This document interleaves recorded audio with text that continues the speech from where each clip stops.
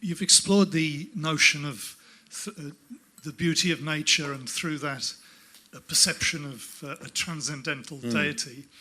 But what you haven't explored is the other side of nature, which is not beautiful but horrific. Tsunami, earthquake, floods, let alone disease, cancer. Through the perception of the horrors of nature, what kind of transcendental deity can we perceive there? Thank you. Well, a great question to begin with.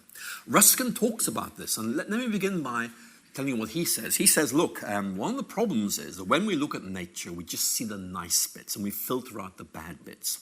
And Ruskin gives this very famous example. He's looking at a Scottish glen. He sees beautiful mountains, streams, and then when he looks more closely, he sees the rotting carcass of a ewe, a female sheep in the stream.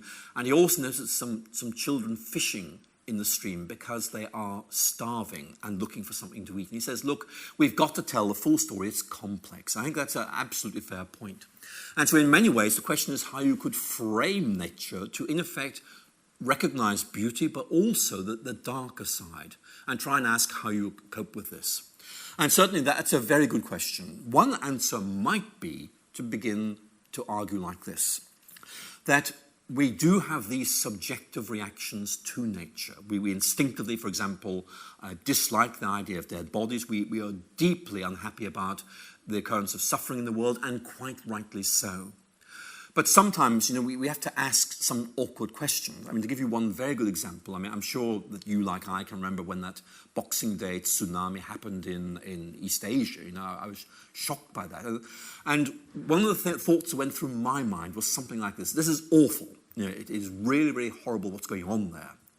But if we didn't have shifting tectonic plates, we wouldn't have life, because the geosphere would have been so significantly different that actually carbon-based life wouldn't have emerged. So there is that deeper context in which we need to set things. So what I would have to do is to give you a promissory note instead of a full answer, and say, actually, one way of doing this is to do almost what Ruskin is saying, which is saying, let's go beneath the immediate emotive reaction, the immediate perception of something, and try and figure out what's going on beneath the surface, and see if that feeds into a deeper understanding of what's going on. But that's such a good question. It needs a lecture in itself, so I should make a note of that for perhaps next year. Thank you.